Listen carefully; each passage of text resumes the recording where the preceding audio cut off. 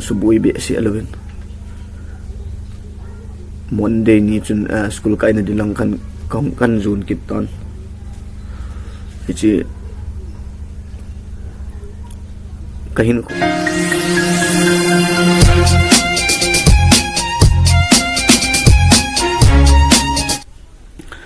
hello Insung mite nanadam dam hinam tuni ni khu he mi tampi in amunu ma amu theilo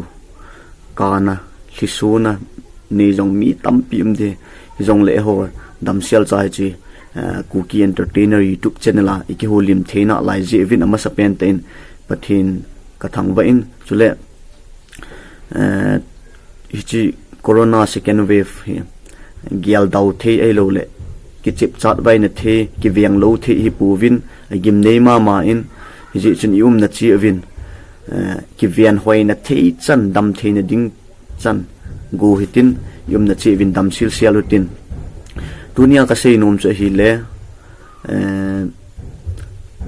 WhatsApp inbox a hin chule Facebook a hin chule YouTube ma comment ho a hin mi tampi hin nang hi nahin khuman amot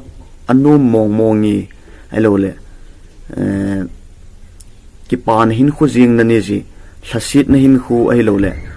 na hin khu an Genthei ni khu ipiham nin khu a na thasit ni khu ipiham nin seipeh un ti ami question in bola tampi omin na Jong le entertainer khat ka hi jinin chhol thasit no ai lo le Genthei no ho thu hi ka sei nom lo a hin hi Jong le tuni ni khu a hi Insung mi nang ho chengin keima Kuki entertainer in kahin khua khalhasit ni khu ai lo le ka Genthei ni khu naga he diu jong chu ka dizin tuni ni khua hi kahin khua khalhasit pen ai lo le ka Genthei ni pen chule ka kipa ni pen tuni ni khua kan sei de hin chi ka sei masangin lungsit ten hi chi channel subscribe bol lo line hi le lungsit ten subscribe nin bol pe diuvin khong taove keima kamin ta cho hi le lamwang sim hang sing a hi in min Semboi ATG jina chu Semboi Kuki ti a ki ko hin chule ki ho Insung hi ucha mi nga ka hi win alien pen ka hi in pasal mi ni le nu me mi thum ka hi win ka bon chawa ka dam sil selun kanul ka paung adam sel na lajin ke hi uchala adinga angol pen ka hi wangin alien pen ka hi kapila kapu chu ningkum machun abeitan kapi chu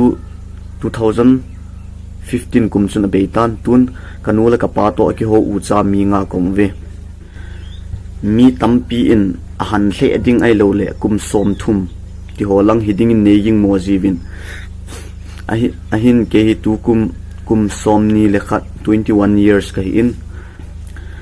thimjil na lampang chu itile phaya thangmei bana DM College of Arts akhun BA third semester simlai ka in chule kanula kapa in to omun ai lo le service sumsan na ani honpun thinglang huwa ni khotha kilo thu a kiwa te ka hi win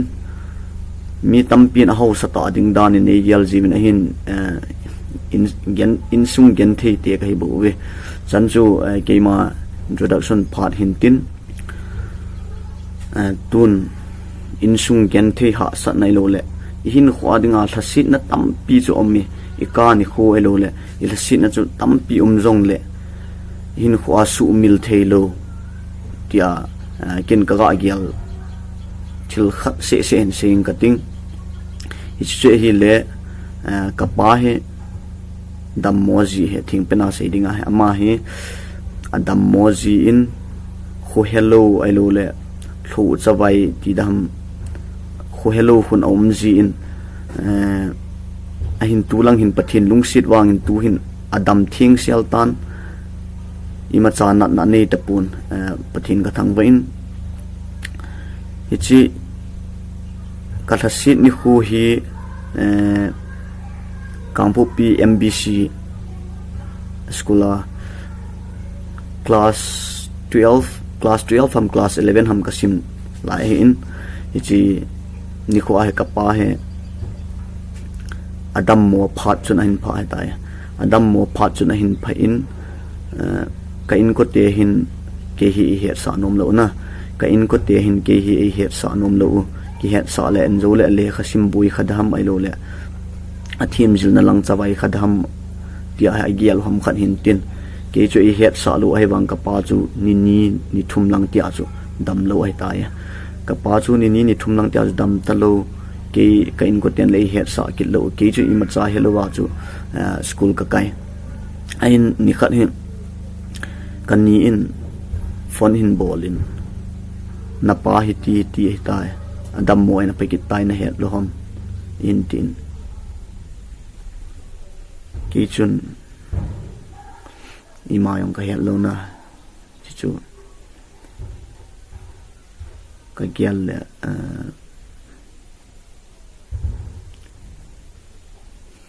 ka gyal le sa sit jong le in ki kapat e hinga kapa dam mo a ima cha thu e ki het sa lo chu mi na chu ga gyal le sa sit mui sit chom le na hin ka in ko te chun ke phat na ding zo a gyal ham khan jong hin tin hi thu ka za pa chu ke chu ape pe na chu kamit hiong da ta na aji chu ke kanula ka pai lo kan adang ti ta lo ke ti ta lo ka nau te ti ta lo wa kanula ka pai adam mo la ke ka lung ni ji chu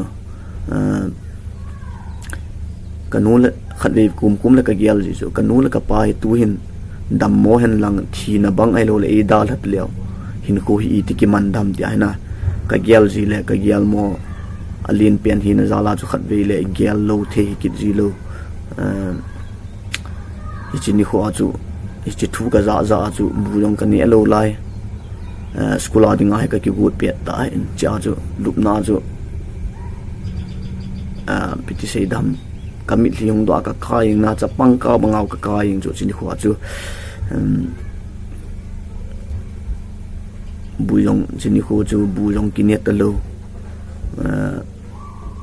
lup na chu taw na kaman ta chu pathin ko ma taw na kamana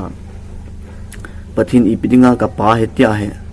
avel gup chan na lang ta ipidinga na dam mo sa te yeng ham ama tia adam mo dinga le ama dam mo he lado en lang ama he dam na pin lang ama helin ke zo he nei dam mo sa in tia na ka sei chu taw na kaman chi ni khu chu bu jong ka ne ta lo bulong nelo wa skula ka chi skulang chu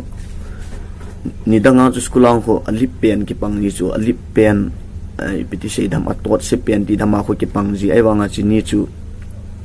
ilunggel i machem him talo na i chim po le ki gyal do i mit li pot chi ni chu kaloi ka gul laung ka that lo tai mi a pot do la ki chu classroom ma ka gu thim cha a i mudana ka ka mit li lung ning na chi ni chu kahin ko high mil the ai pun chin kho chu school ki khena hin kaloi ka gol ho ahung zo hin ke all ta na nung langa kong kin chin kho chu athing pena se dinga jingka pung ku a pana zan lang ge chu mit hilun na ki mang jing chin kho chu high mil the ai pun ka pa hin kain ko te hen e sei do pi lo wa chu ka pa hen adam mo pe na yom chu ke e ko yeng ji de hen chi kho hello ai lo le thu su sa jingka ham zan ham ai lo le sun ham i ma cha hello khop chun ke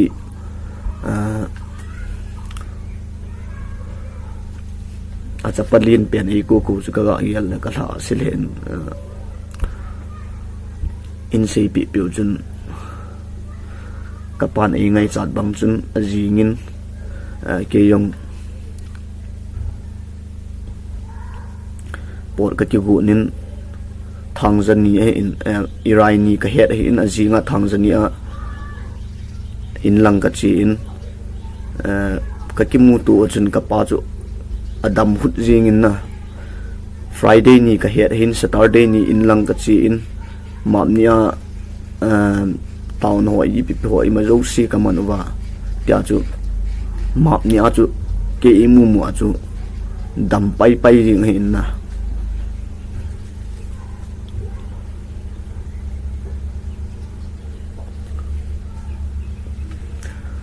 kapan ke i mu mu chu dam pai pai kin yong Pathen ko ma ki pa thu ka season school ka yong subui be si alwin Monday ni chun school ka na dilang kan zone kit ton ichi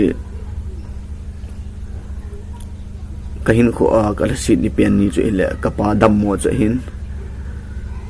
ko ki pa na tam pi kit jong la in kahin ko ki pa ni pen chu hile kapa dam mo na aku na ong dam do kit chu ka ki pa ni pen he chi chu chom sa kahin ko ka ki pa ni khu ka ki pa ni khu le kala sit ni khu ka share in tin sei hil sei wa le lo le angai ma thei ka sei dom le lung sit tin ni na ngai da mun lang chi YouTube kan bola pat long he nang ho support wa nga kahung ma chal he in 12k subscriber ki ti gyal long kan gyal phalo ki mun te ti yong ka gyal lo he na hin nang ho support wa nga hi chan hi kain mu he in ka ki pa hle jingin kin nang ho ding in ball pi the sei pi the yong ka nei pu hi jong le nang ho nei support now he Pathen in na le thu un tin chule ma bana jong ki support jing tin tunin ni khuwa kipani le thasit ni khu I share now chan chu tin ipon chawa Pathen in phathi bu jing taw han